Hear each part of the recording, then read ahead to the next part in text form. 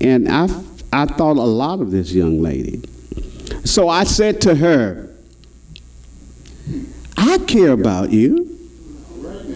If I would ask you to marry me, would you do it? I was not proposing. No, I wasn't proposing. I was in college. And my thing was, I want to finish college. But I didn't want to lose her, so I said, well, you know, I care a lot about you, you know, and if I would ask you to marry, would you marry me? And she didn't answer, which I wasn't looking for no answer at the time. But by the time I got home, I got a phone call that says, I will.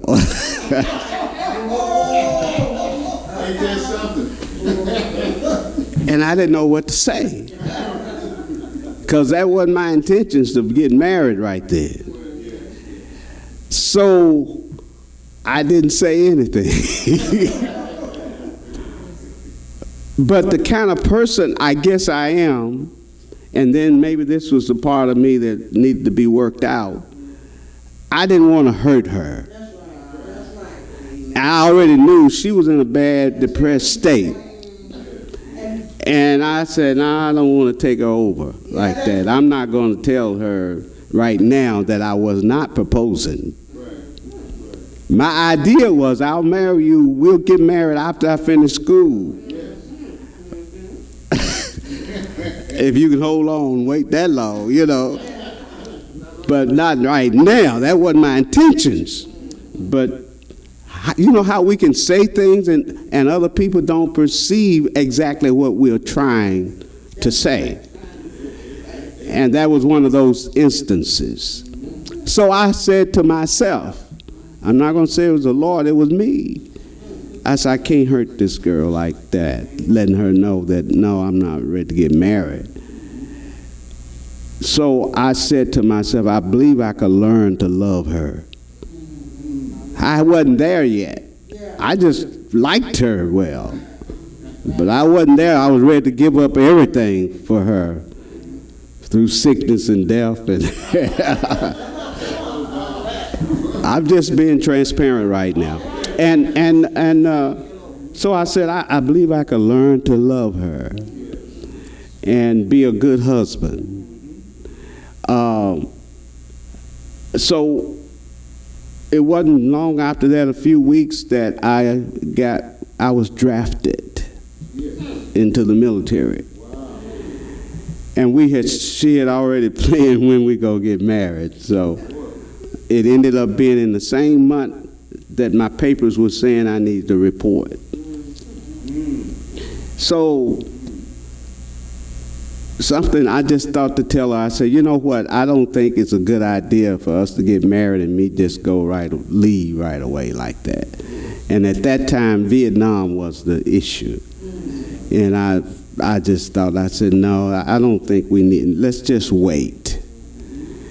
And that was okay with her. I had gotten her a ring, engagement ring, and I was going to make it work. That was my intentions. And every day I got a letter while I was in the military, in basic training, and after I finished basic, when I went overseas, every day, if nobody got some, I did. I got letters, I got boxes of cookies and stuff like that. It was something every day, and pictures, showing pictures of herself. Until it was about time for me to come home. And I extended my time in Korea. But I had come home twice from overseas to marry. And each time I couldn't do it. I think this is where God was orchestrating my life. Even though I'm trying to move on over it, but God just wouldn't let it be.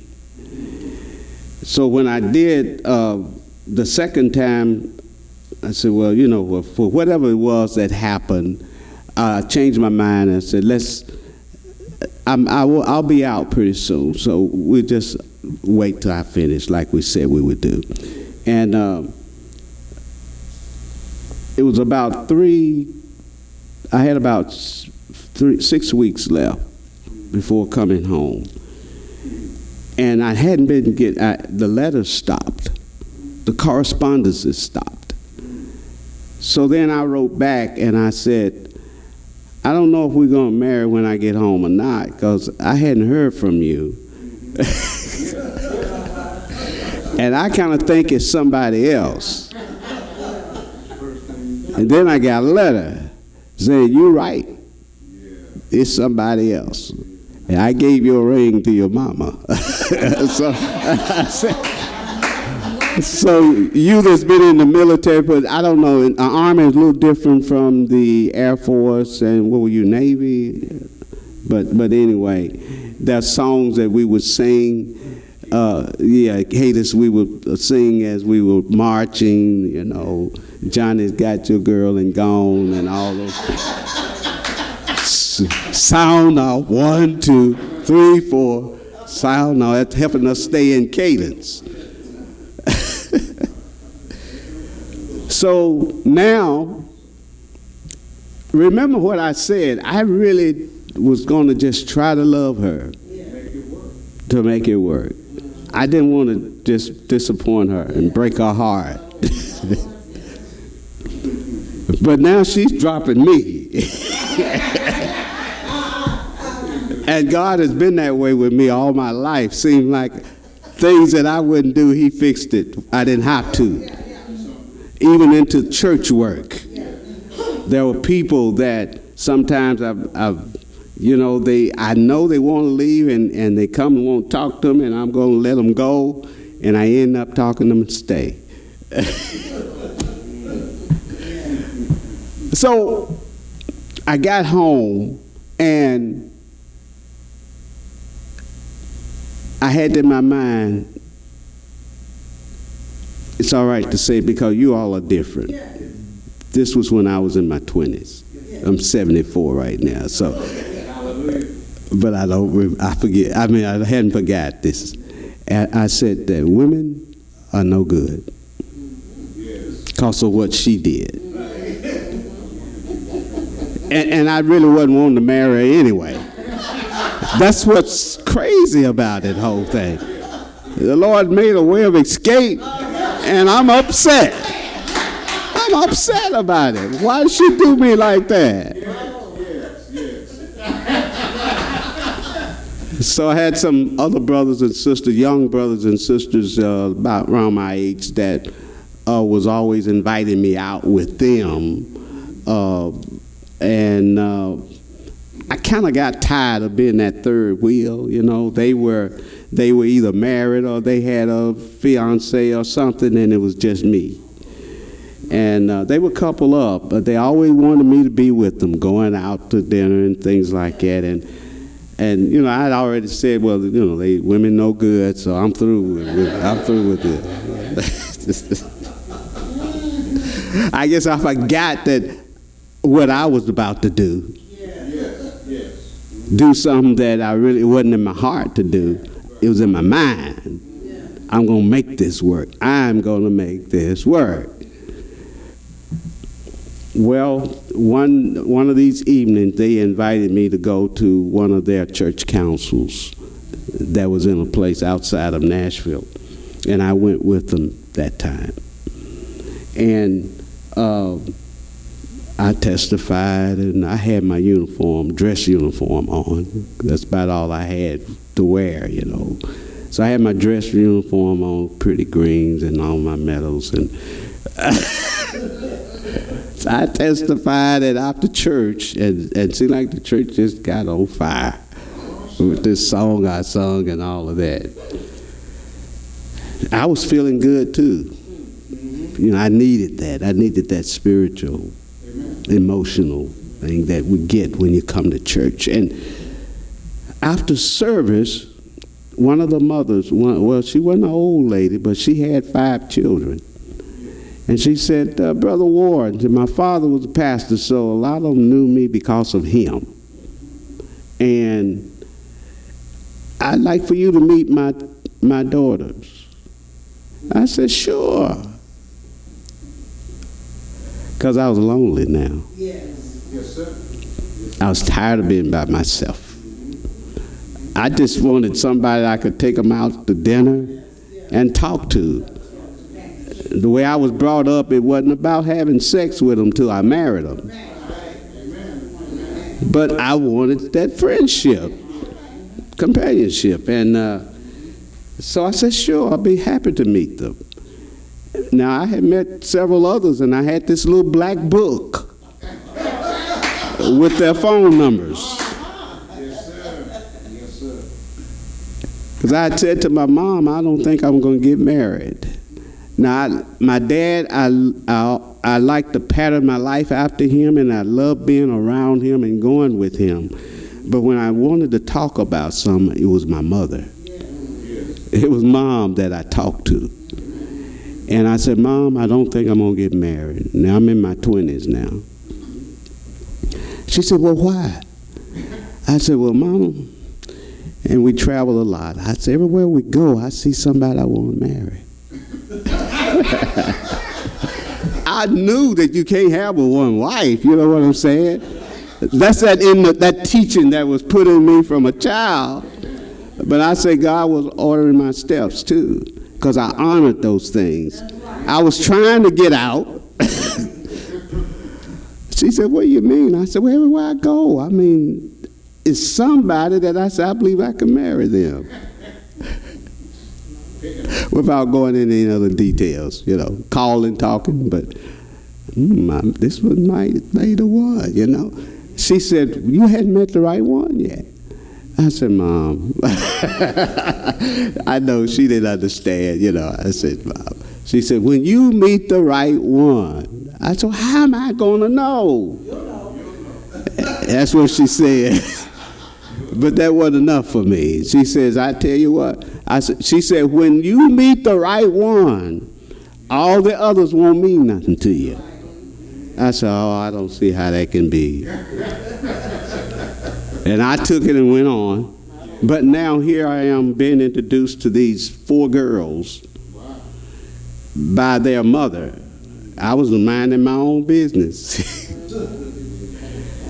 And so I wrote their last name. Their dad was a deacon in another church, and I wrote their last name down.